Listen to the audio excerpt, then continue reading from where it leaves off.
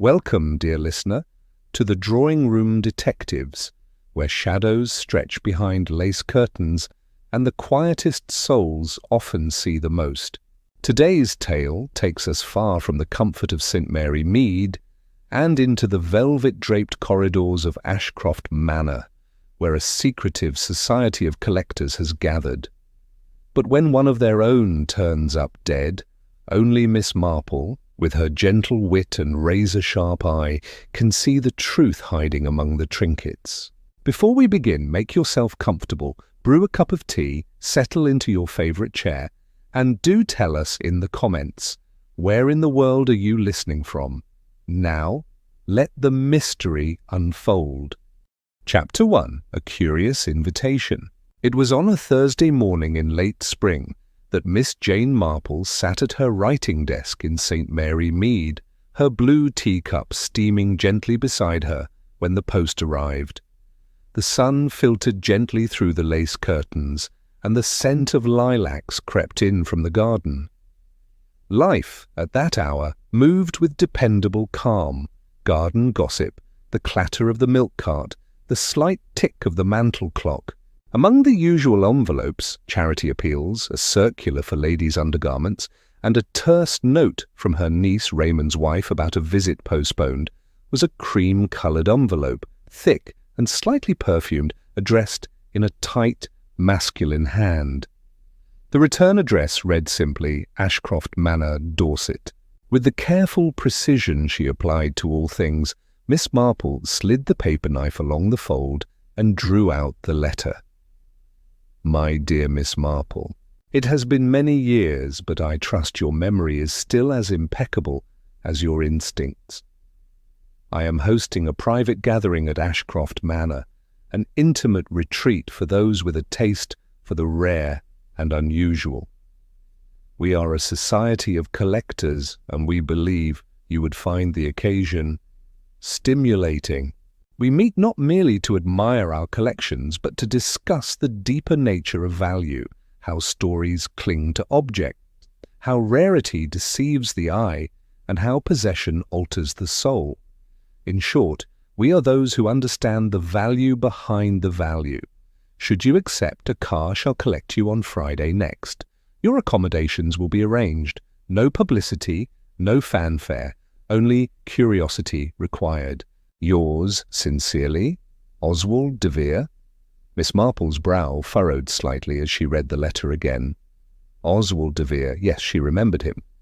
A charming man with too many teeth and too few principles, who had once courted a dear friend of hers, only to vanish after questions arose over a collection of allegedly antique walking sticks. Still the letter intrigued her.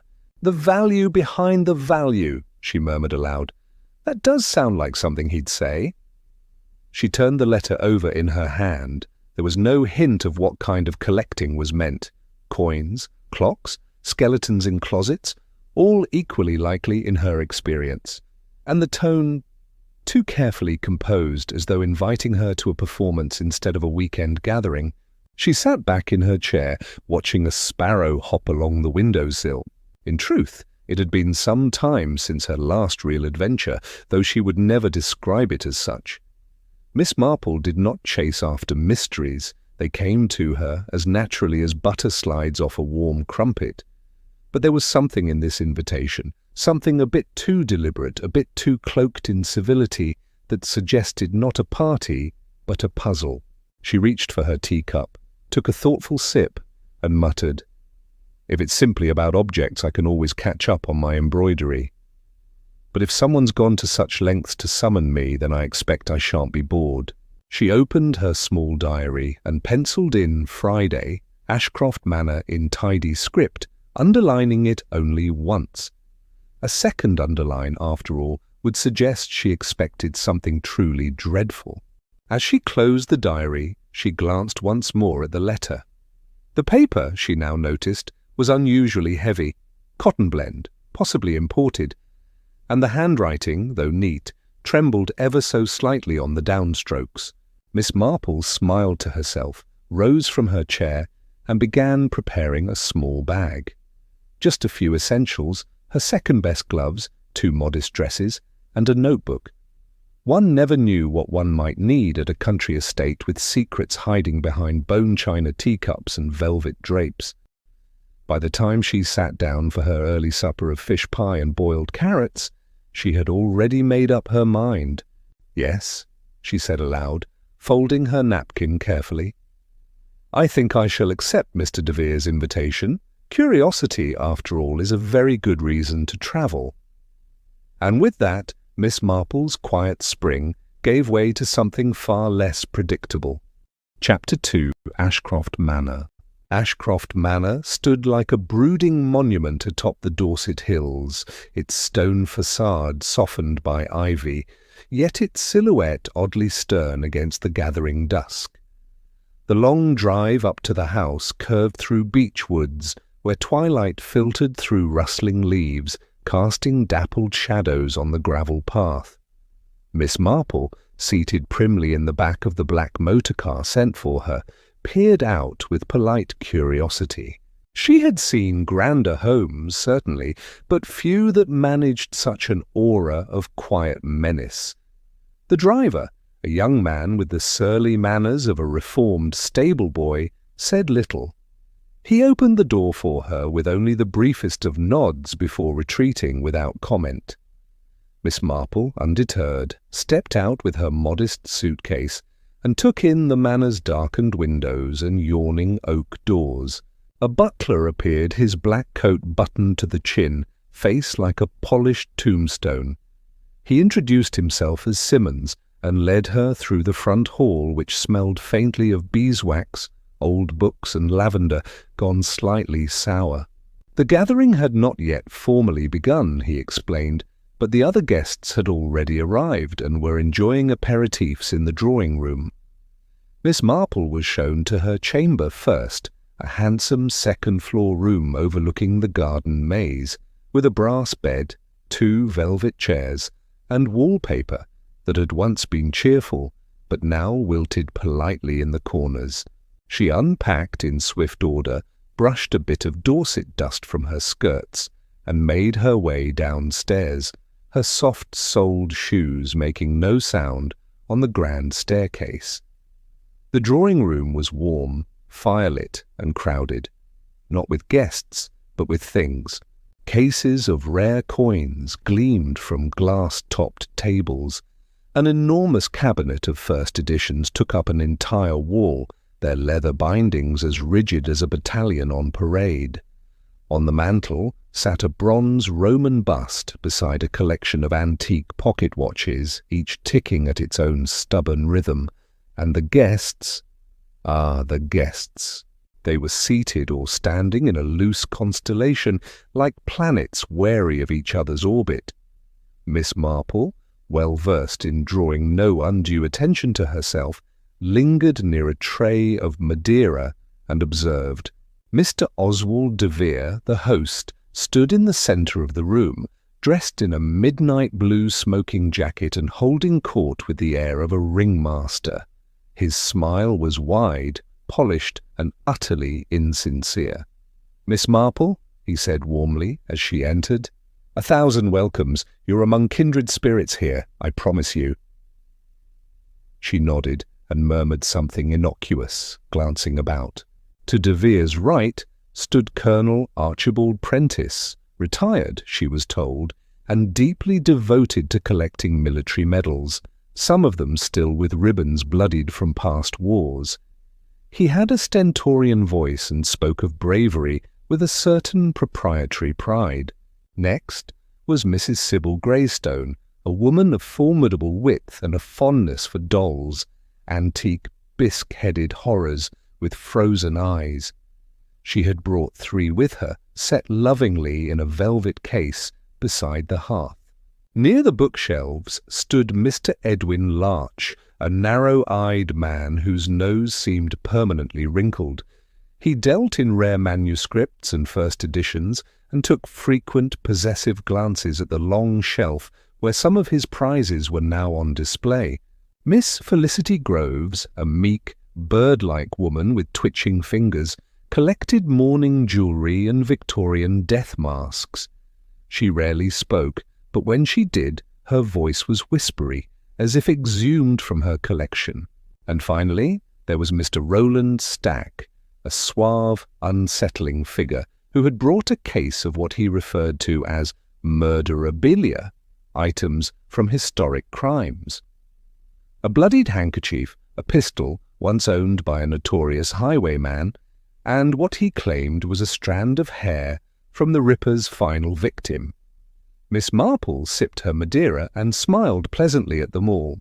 De Vere soon led them into dinner, served in the Manor's long dining room beneath a painting of some Whitby coast shipwreck scene.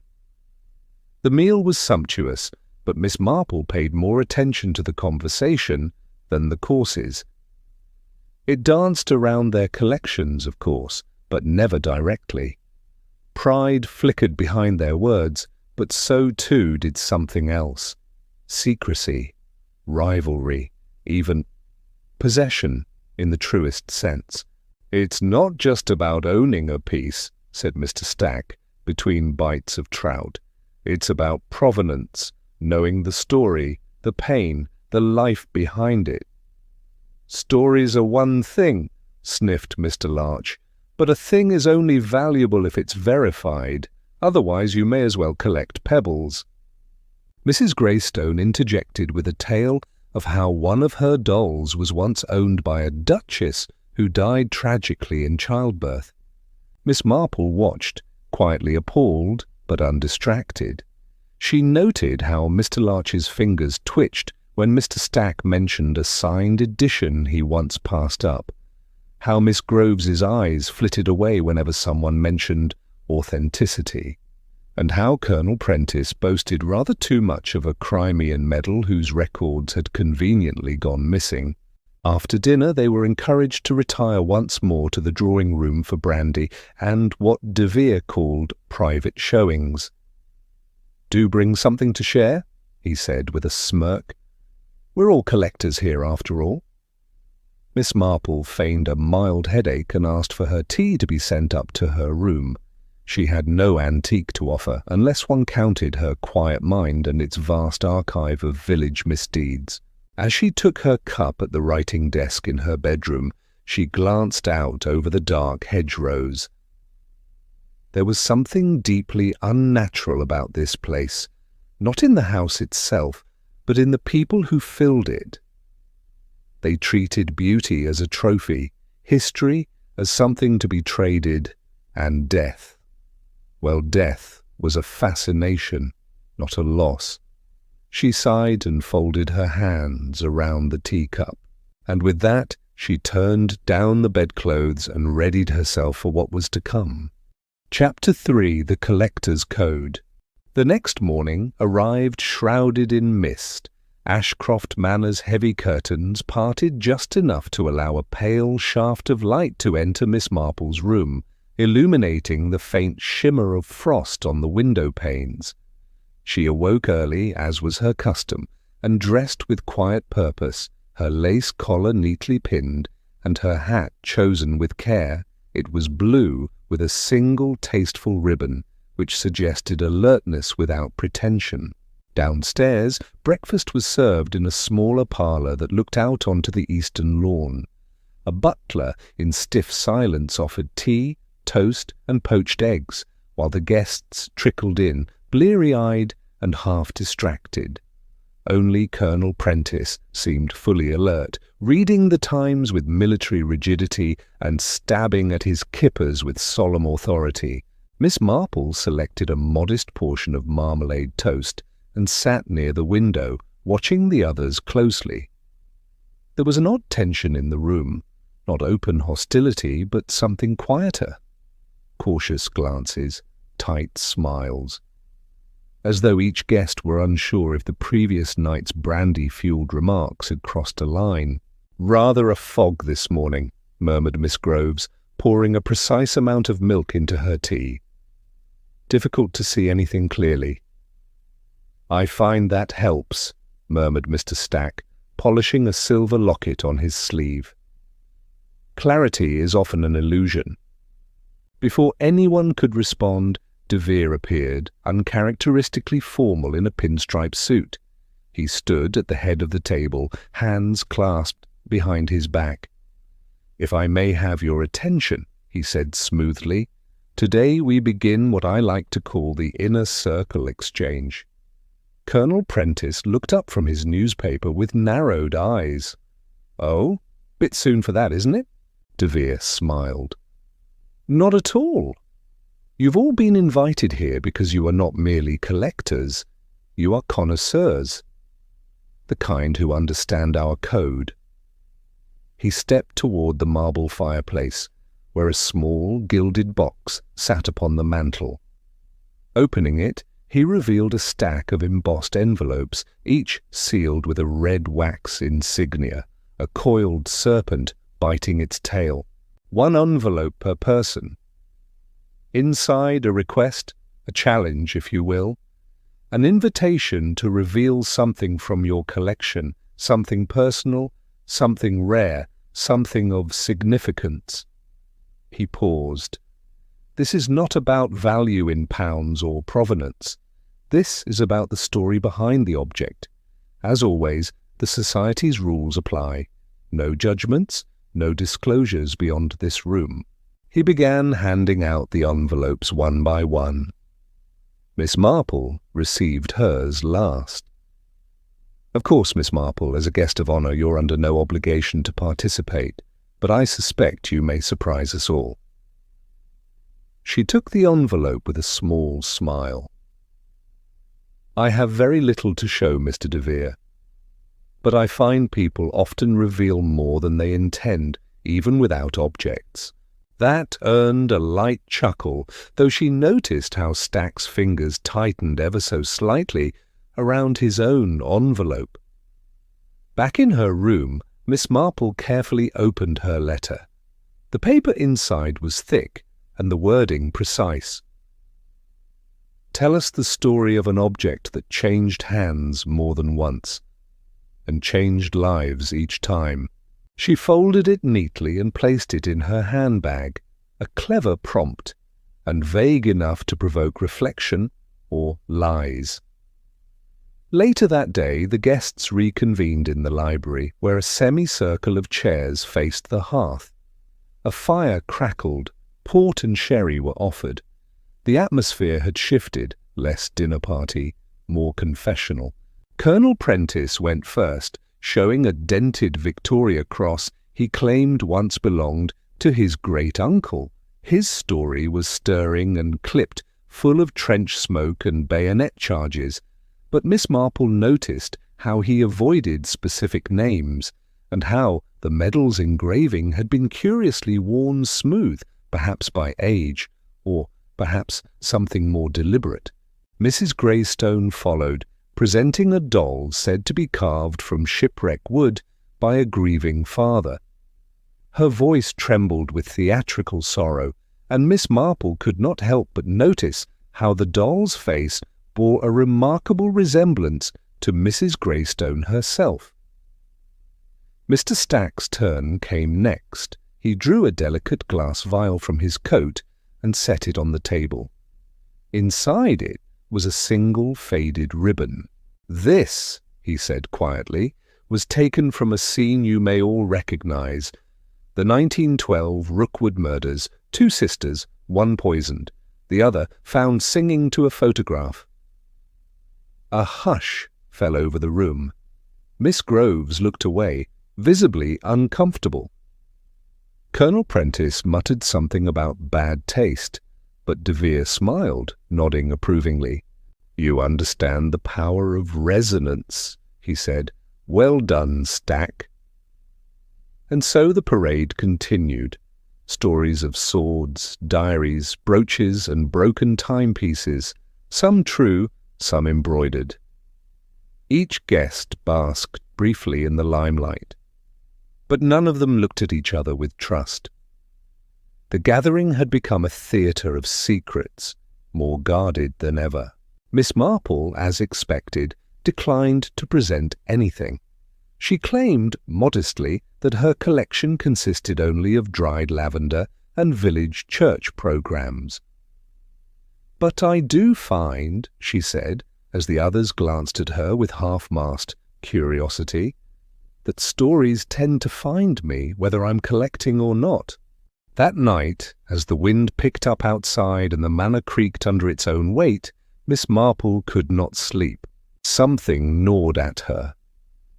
Not the stories themselves, but the subtle way in which they had been told, the performative nature, the hints of ownership that weren't about love or sentiment, but power. And somewhere between Colonel Prentice's medal and Stack's ribbon, she felt the unmistakable stirring of something dangerous. Not a passion for collecting, but a motive, and in her experience, that was always the beginning. Chapter 4. A Priceless Death. The scream came just after dawn. It was not the theatrical sort one hears in wireless plays, no rising crescendo of terror or hysteria. It was a short, sharp cry, shocked rather than frightened, contained, muffled perhaps by the heavy tapestries lining the corridors of Ashcroft Manor. Miss Marple, already awake and knitting by her window, paused mid-stitch. She waited. A moment later, hurried footsteps echoed up the stairwell. A door slammed, then silence again. She set her needles aside, rose without fuss, and peered out her bedroom door into the corridor. Several doors remained shut, but Miss Groves's was ajar, and from within floated the sound of quiet weeping. 5 minutes later, the house was fully awake. Oswald de Vere's voice rang out with clipped authority. "No one is to leave the premises. Simmons has already phoned the local constable. We shall wait for the authorities."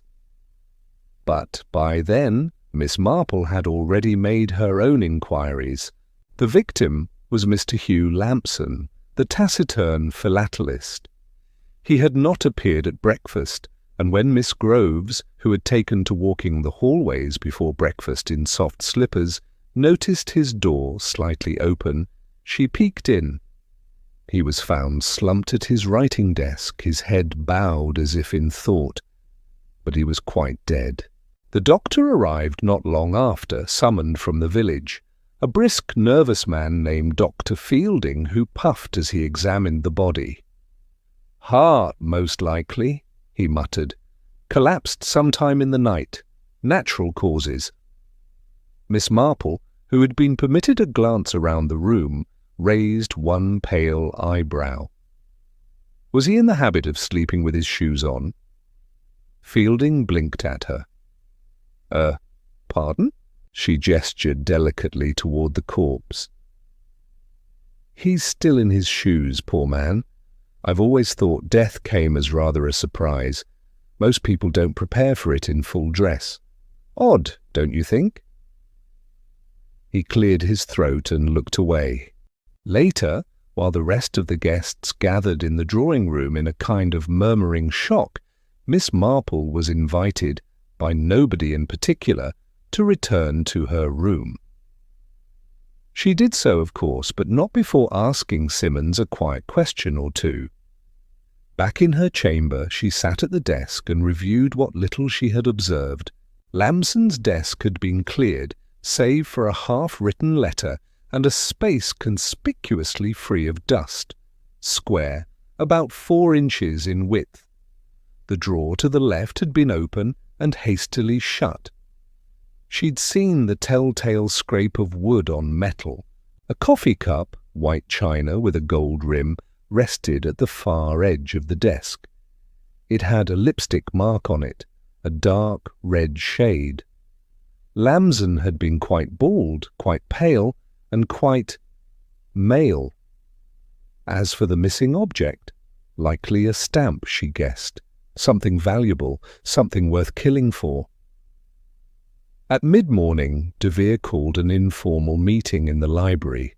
"I trust the local authorities will conduct a thorough investigation," he said, steepling his fingers. "But I believe we must remain here until they arrive. Mr. Lamson was one of our finest members, a tragic loss." Colonel Prentice huffed. Always kept to himself. Odd sort. Stamps, of all things. Can't imagine what made him drop like that. Mrs. Greystone added, "He didn't look well last night, if you ask me. Seemed quite pale." Miss Marple sipped her tea.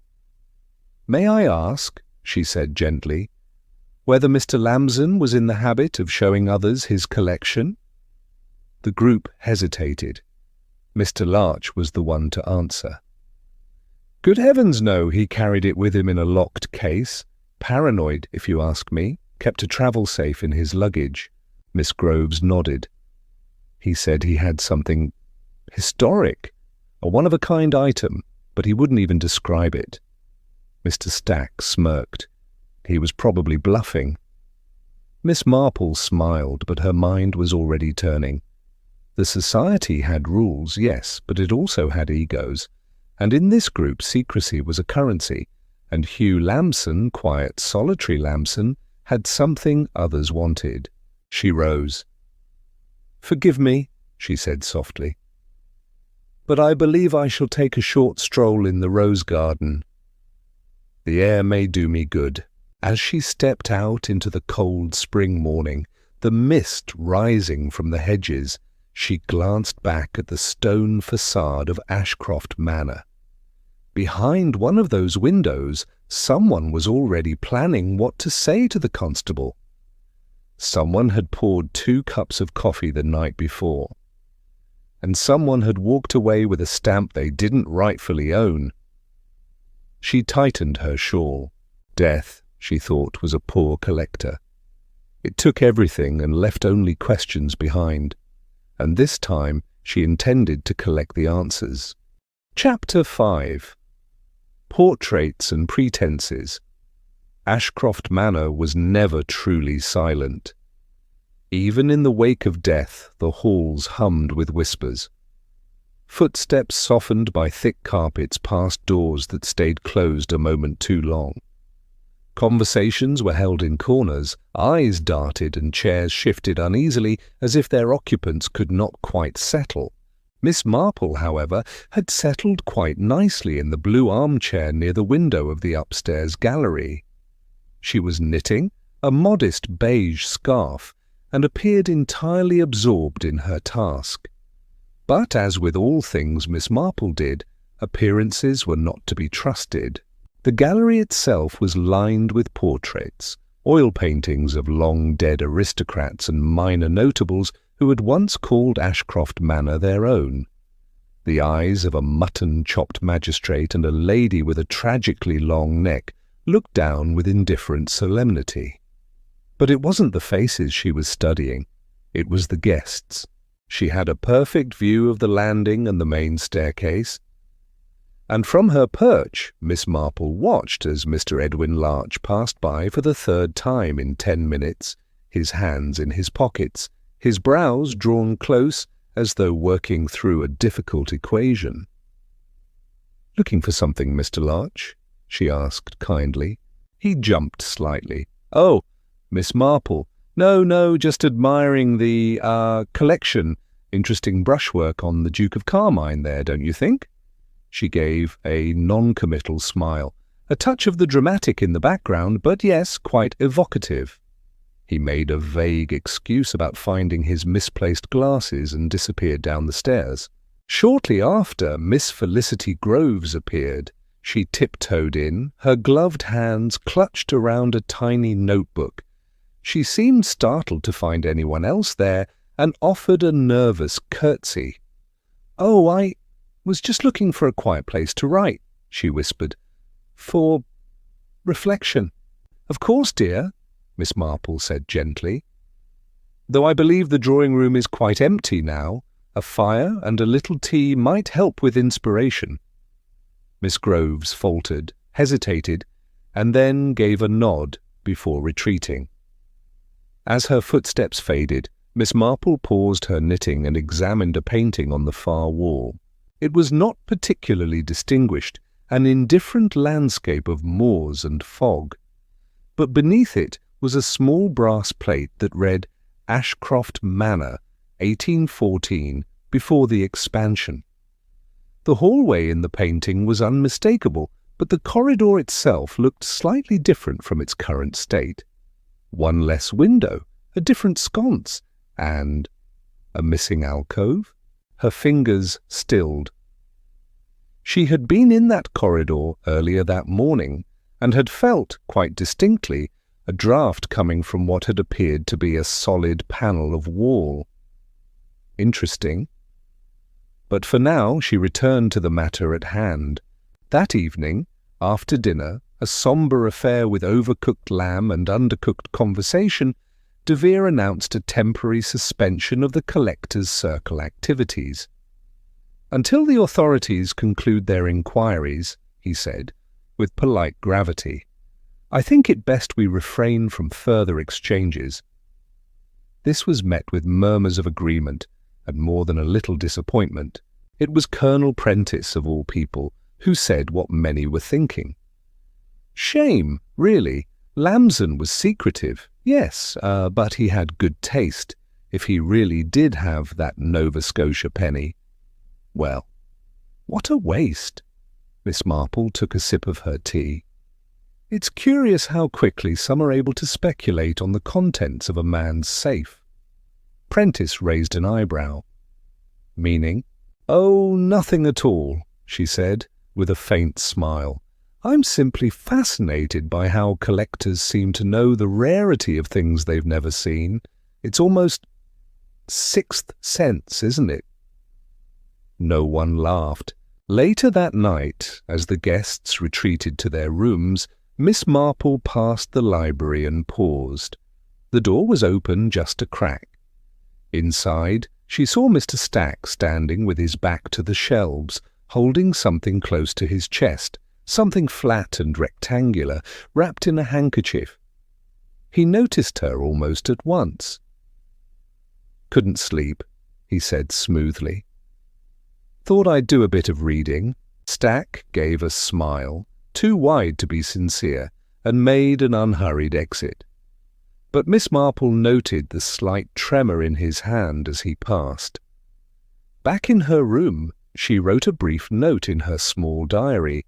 Larch, nervous; Groves, curious; Stack, hiding something; Prentice, too quick to guess value; De Vere, smiling too much. And beneath it she added, "And Lamson, too dead to speak, but someone else must." She turned out the light, content that the true collection here was no longer made of stamps or swords or dolls. No, it was made of lies. And Miss Marple had already begun sorting them. Chapter 6. The Gathering Storm.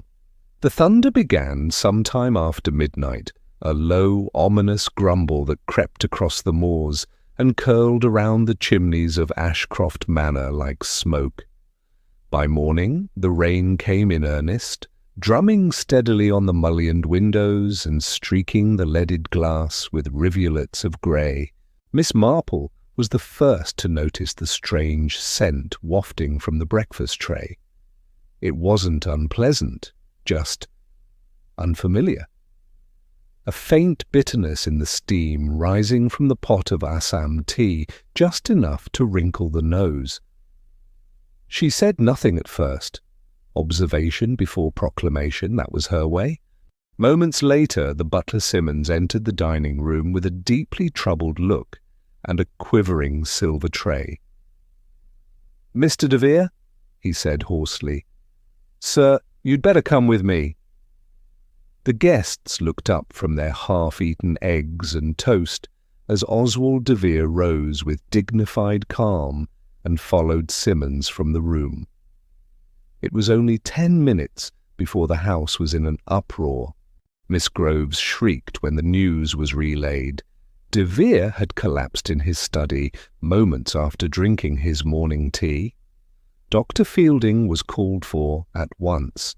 This time the word poison was whispered in earnest. "He's alive, thank heavens," Fielding announced some time later, wiping his spectacles with a trembling hand. "But it was close. Something was in the tea, arsenic, I believe, not a large dose, but enough." Miss Marple, standing by the doorway, gave a slow nod. "How fortunate," she said softly, "that Mr. de Vere was late in drinking it." Colonel Prentice blustered. "This is outrageous! 2 incidents in as many days. First Lambson, now de Vere. What sort of gathering is this supposed to be?" Mr. Stack muttered something about motives multiplying under his breath. By midday the guests had divided themselves into tight little clusters, suspicions ricocheting silently in narrowed eyes and hushed hallway conversations. Meals were taken in smaller groups, if at all. Teacups went untouched. Miss Groves was seen rinsing her cutlery in bottled water. Miss Marple, meanwhile, made a quiet visit to the library. She stood before the bookshelves not to read, but to observe the titles along the poisoners section, an odd little nook that had attracted much attention from a certain guest, Mr. Lionel Stack. She recalled their earlier conversation, the one in which he described, with curious pleasure, a rare Victorian locket used to carry powdered belladonna. He'd spoken of it not with fear or moral consideration, but admiration, as one might speak of a fine violin or rare bookbinding. Now Miss Marple ran her fingers along the spines of the volumes until she reached rare and curious agents of the 19th century. A bookmark protruded, a folded page of de Vere's stationery. She made no comment, but her eyes lingered. Back in the hall she encountered Miss Groves, pale and anxious, clutching her ever-present notebook. "I can't stay here, Miss Marple," the girl whispered. "I didn't come for murder. I just wanted to share my mother's collection, her dolls. They were her life, you know. I only meant to honour that." Miss Marple laid a kind hand on her arm. "Truthfully, shared memories rarely lead to harm," she said gently. "It's the secrets that turn venomous." That afternoon, Inspector Armitage arrived, tall, grim-faced, and unimpressed by secret societies or decorative liqueur cabinets. "We'll search the rooms," he announced. "Everyone will remain here until further notice." The storm outside intensified, the wind howling now, as if the manor itself were displeased by the scrutiny. But within that pressure, something else had begun to shift, not just fear, but reckoning. As evening fell, Miss Marple sat again by the library hearth, watching shadows flicker on the walls. She wasn't knitting, she was thinking. 2 incidents. 1 murder, 1 attempt. 2 methods, poison in both cases, but different targets, and yet a single intent: to silence, to suppress, to remove. She recalled something de Vere had said during the first collector's circle. In the right hands, a relic becomes a mirror. Miss Marple's thoughts drifted not to mirrors, but to masks, and she knew now someone was wearing one. Someone who knew how to pass among collectors by pretending to collect, and who would kill not for a prize, but for what a prize could reveal. Chapter 7. Clues in the Collection. The morning after the second incident dawned grey and hushed, as if the house itself were holding its breath. Rain pattered steadily against the windows, and the scent of damp wood and old paper hung in the halls of Ashcroft Manor. The collectors, once so eager to display their treasures, now kept their belongings locked tight, collections hidden behind wardrobe doors, beneath false drawer-bottoms, inside velvet-lined travel trunks. Suspicion had replaced pride. Miss Marple, however, did not retreat. She requested, politely, and with the careful phrasing of someone both elderly and entirely accustomed to being obeyed, that she might be allowed a glance at Mr. Lambson's room. Surprisingly, the inspector obliged. "The body's gone, of course," he grunted, "but there's still the matter of his effects. We're cataloguing them." The room was cold, the curtains drawn, and a faint smell of aged adhesive and old linen lingered. Lamson had kept it meticulously neat. His collection, stamps of course, had been stored in flat leather portfolios stacked in a discreet iron case. One lay open on the desk, British Colonial Rarities 1840-1900. Miss Marple ran her hand lightly over the pages, admiring the tiny worlds tucked beneath cellophane. Lamson had not collected for beauty alone. Each item had a provenance slip, typed, dated, and signed by him. But something was off. In the third folio she paused. A stamp labelled as a rare Nova Scotia 2-penny blue, one Lamson had mentioned to several guests in vague, mysterious tones, was marked "On loan from private archive, provenance sealed." That was unusual. She turned to the back of the slip. Faintly embossed into the envelope's inner flap, visible only when the light hit it just so, was a set of dots and lines. Morse code. Miss Marple blinked. She'd learned it during the war, helping with signal decoding from her own little sitting room in St. Mary Mead. She read it slowly.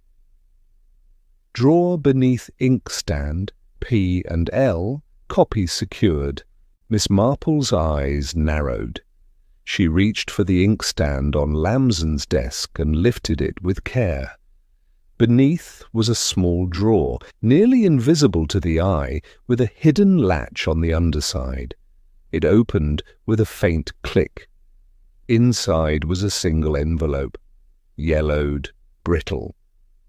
The paper was of fine quality, the handwriting elegant and unmistakable. Oswald de Vere.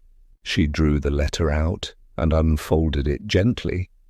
It read, "Lamson, I've reviewed the revised documents. You're to hold them quietly until the Geneva deal is complete. The dummy provenance should be sufficient for insurance valuation. Destroy originals once funds are secured.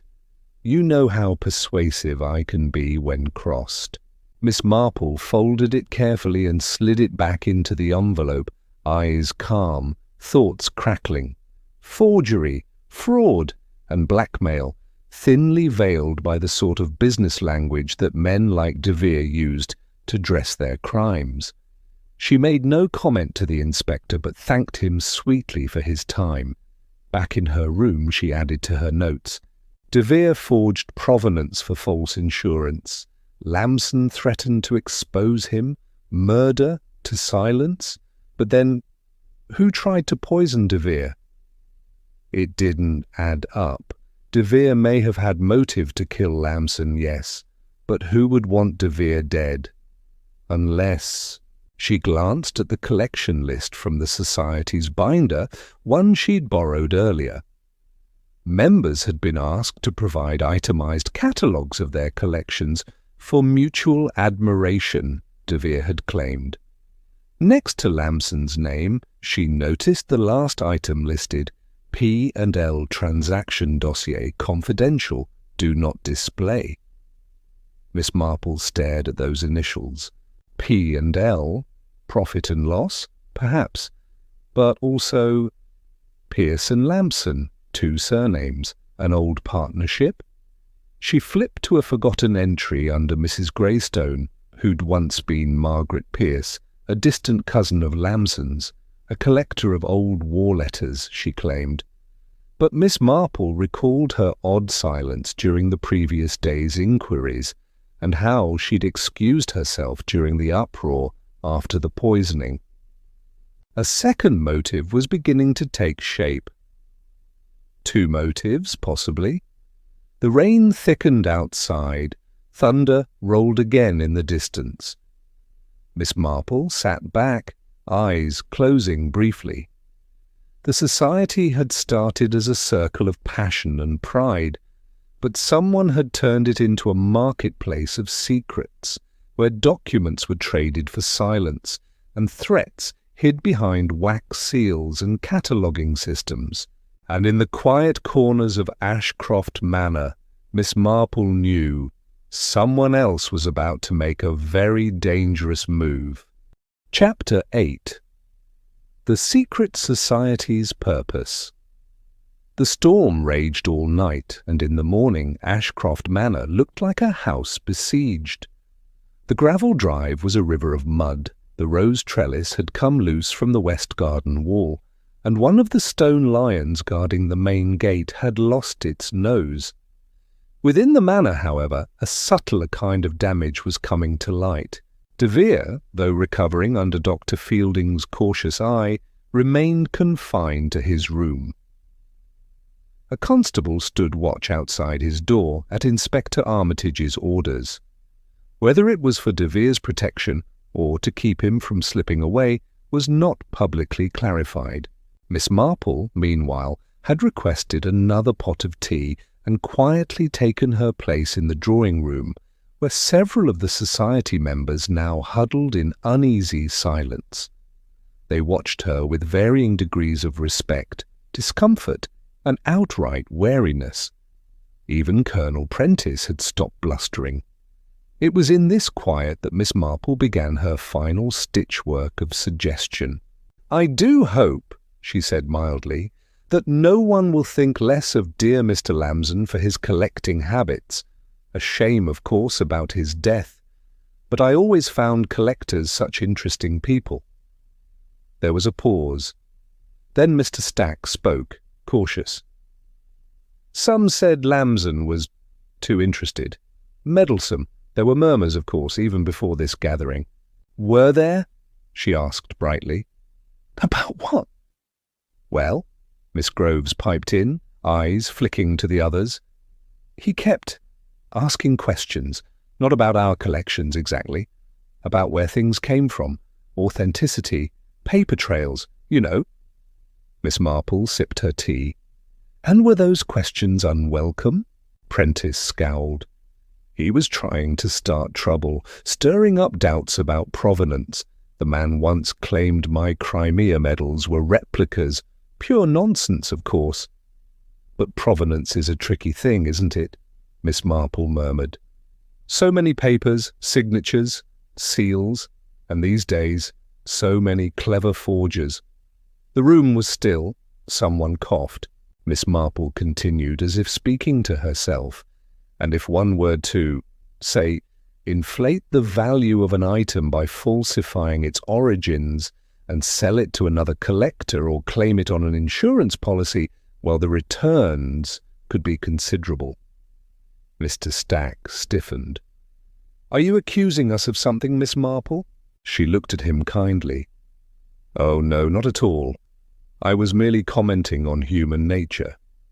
You see, it seems to me that dear Mr. De Vere's secret society was never just about collecting, was it?" She rose and wandered over to the bookshelf, selecting an old guest registry. "No," she said, leafing through its pages. "It was about curated prestige, a closed loop of admiration and competition. But quietly, oh so quietly, it became about something else." She turned. "Forgery, fabricated provenance, and quite possibly laundering objects of dubious origin through mutual endorsement." Gasps. A dropped teacup. "You mean to say," Miss Groves whispered, "that we were all being used?" "Oh, not all," Miss Marple said cheerfully. "Some of you were in on it, but most? No, I think you were chosen for your obsession, your willingness to guard secrets, your fear of public embarrassment." She glanced at Mr. Stack. "And your blind spots." Mr. Stack opened his mouth, but before he could speak, the door opened, and Inspector Armitage entered with a file in hand. Miss Marple gave him a polite nod. "Ah, Inspector, I believe that's the file De Vere kept in the locked drawer of his desk." "It is," he said. "We found letters between De Vere and a London art dealer known for moving questionable items, and some interesting valuations from an insurance firm that recently paid out on 3 items that later disappeared entirely." Gasps again. this time from Prentice. Miss Marple raised a hand gently. The society, you see, was founded on prestige, but funded by deception. Those of you here for the passion of it, I do believe you were victims of a much cleverer sort. She turned to Miss Groves. Your mother's dolls, my dear, were beautiful and real, but the interest they garnered, that was crafted so that others' false rarities might shine by proximity. Groves sat down, white-faced. Miss Marple turned last to the fire, warming her hands. Mr. Lamson discovered the truth. Perhaps he wanted out. Perhaps he wanted justice. And De Vere, rather than risk exposure, made a very old-fashioned decision. Armitage closed the folder with a grim snap. Well, that changes things considerably. And yet, Miss Marple murmured, it doesn't explain the second poisoning attempt, does it? She looked once more at the faces around her, pale, shocked, a few stricken. No, that wasn't De Vere's doing. That was someone else, someone whose secrets even he didn't know. She sat back down and took another sip of tea. The storm had begun to ease, but the worst, she knew, was not quite over. Chapter 9. The Collector Unmasked. The drawing-room had grown chilly despite the fire, which now crackled with a low, embering sigh. After the morning's revelations, the collectors had become subdued, their conversations hushed, their movements careful, as if the air itself were weighted with unspoken truths. Miss Marple, however, was in notably good spirits. She had spent the early afternoon writing a brief letter, which she handed to Simmons with a warm smile and a request to deliver it to Inspector Armitage at precisely 3:30. Then she settled into the library, where the remaining society members had gathered once more under Armitage's quiet watch. Miss Groves sat nearest the fire, her lace gloves folded neatly in her lap. Her delicate features were still pale, her eyes red-rimmed, but there was a certain tautness to her posture now, no longer the fragile girl lost in nostalgia, no longer quite the same. Miss Marple cleared her throat gently. "I'm afraid I've made rather a muddle," she said, patting her handbag. "You see, I was reviewing the Lamson ledgers, so meticulous, and I believe I came across an envelope that, well, I thought it had something to do with the doll collection, but it seems to contain a rather different sort of document." She produced a folded paper held delicately between gloved fingers. "Imagine my surprise," she continued, "when I saw this, what appears to be an authentication letter for a set of Napoleonic medals, with Mr. Lamson's signature. But curiously, written in violet ink. I do recall he only used black, always black." Colonel Prentice looked startled. "What? Napoleonic? But I haven't shown mine to anyone." Miss Marple gave a small, apologetic smile. "Oh, I'm sure it's quite genuine, Colonel, but this document says otherwise, and the watermark's from a paper mill that ceased production in 1943. Very sloppy, wouldn't you say?" There was a sharp intake of breath, not from the Colonel, but from across the room. Miss Groves had gone very still. I've never seen such a paper," she said tightly. "It must be a mistake, a misunderstanding." "But you see," Miss Marple interrupted gently, "there's no mistake. I never said where I found the letter, or whose collection it pertained to, and yet you responded as if you knew both." Groves blinked. Her mouth opened, then closed again. Miss Marple continued, her voice calm but firm. "I imagine it was you who supplied Mr. Lamson with the forgery. You thought he'd use it quietly, perhaps even profit by it. But he refused, didn't he? Threatened to expose the whole scheme, so you poisoned his sherry." "That's absurd," Groves cried, rising to her feet. "Why would I do such a thing? I I only collect dolls." "Ah, yes," Miss Marple said, her eyes sharpening. "But not just dolls. Lamson's ledgers list you as a dealer of antique documentation, under a pseudonym, of course. A rather clever one. F. Layton, I believe." A low gasp ran through the room. Miss Groves stepped back. "You have no proof," she whispered. "You're guessing, making up stories." Miss Marple merely opened her handbag again and produced a second slip of paper. "This," she said quietly, "is a receipt for a set of forged letters delivered to Oswald de Vere 2 months ago, signed F. Layton. The postmark is from Market Cottington. Your village, I believe." That was when Miss Groves ran. She bolted from the library with a cry, not graceful, not calculated, just sheer, instinctive panic. Armitage sprang after her, and the others followed into the hall, stunned into movement. She made it as far as the side door leading toward the conservatory before Simmons, stoic and unexpectedly quick, intercepted her with surprising strength. The small envelope she'd tried to discard fluttered to the ground. Armitage retrieved it. "Another document," he said grimly, "and a vial, still warm." Miss Marple, approaching without hurry, looked at Miss Groves, no longer pale and delicate, but grey and trembling, her eyes unfocused with fury and fear. "You couldn't let Lamson expose you," Miss Marple said quietly. "He found out the dolls weren't just sentiment, they were covers. Inside their tiny dresses were rolled certificates, seals, and ink samples. Hidden within their heads, even." "I had to preserve the legacy," Groves muttered. "He was going to ruin everything." "But he didn't ruin it," Miss Marple said. "You did." Groves said nothing more. Armitage took her arm and led her away, his face grim. Back in the library, the silence was full of questions that had no easy answers.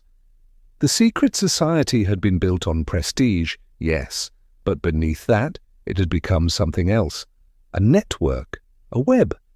And Miss Groves had used her position at its softest, most unassuming corner. But she had underestimated the one thing she couldn't forge: Miss Marple's ability to read character more clearly than signatures. Chapter 10. The Cost of Rarity. By the end of the week, Ashcroft Manor stood strangely hollow. Though the rain had stopped and the garden was again flush with birdsong, the corridors echoed faintly now, devoid of chatter, boasts, and the guarded admiration of collectors. The secret society had disbanded, its name destined for the more scandalous pages of the newspapers should Inspector Armitage's report find the right ears. Mr. de Vere had been taken into custody for fraud and conspiracy, his protestations of innocence trailing behind him like cigar smoke. Miss Felicity Groves, F. Layton, was charged with murder, her web of deceit unravelled completely. Only Miss Marple remained behind a day longer, at the polite insistence of the Manor's staff, who admired her gentleness and feared she'd caught a chill from all the excitement. She assured them she was quite well. In truth, she lingered because she wished to sit once more beneath the climbing roses, their blooms scattered like confetti from the recent storm. She sat with a cup of tea, no knitting in her lap, simply watching the sunlight touch the petals. It was a gentle light, forgiving even to broken things. "Such a shame," she murmured aloud, "all that effort spent forging paper and poisoning drinks, when one could have been growing dahlias." A bird alighted nearby. She nodded as if it had agreed. In her travel case, a fresh letter had arrived, an invitation to another exclusive gathering, this time of antiquarian book lovers in Gloucestershire. She'd not opened it. The paper was thick and creamy, the script overly elaborate. Another world of secrets waiting to be smiled at, studied, and ultimately declined. She would not be going. When the cab arrived to take her to the station, the staff gathered to say farewell. Miss Marple thanked each one, giving Simmons a little package of shortbread and whispering something that made him smile in his stoic way. As the car pulled away, Ashcroft Manor slipped from view behind its high hedge, already distant in her mind. By the time she stepped off the train in St. Mary Mead, the sun was slanting golden over the roofs, and the scent of privet and lilac hung in the air. A child on a bicycle nearly toppled into her, shouted a quick, "Sorry, Miss Marple," and vanished around the corner. She walked home with unhurried steps, letting the rhythm of the village carry her back. Her sitting room was as she had left it, fresh violets in the cut-glass vase, a knitting project waiting on the side table, a letter from Dolly Bantry wedged behind the clock. She opened the windows and let in the breeze. Later that evening, as the kettle hummed and twilight settled in soft and blue, Miss Marple wrote a single sentence in her diary. "There is danger, I think, in placing too much value in things. It is people who surprise us, who disappoint and delight, and they, not collections, are the real curiosities worth treasuring." She paused, considered, and added one more line. "I shall stay in St. Mary Mead. No more clubs." And with that, she set down her pen, poured her tea, and turned to her knitting with a small, satisfied sigh. And so ends Miss Marple and the Secret Society of Collectors, a tale of pride, deception, and the dangerous price of rarity. As ever, Miss Marple reminds us that the keenest eye is often found behind a pair of knitting needles, and that in the end, it's not things that matter, but people. If you enjoyed this fan-made mystery inspired by Agatha Christie's beloved characters, please like, share, and subscribe to The Drawing Room Detectives. New stories arrive regularly, each crafted with care for fellow lovers of classic sleuths and slow-burning suspense. Until next time, keep your teacup steady and your secrets quieter still.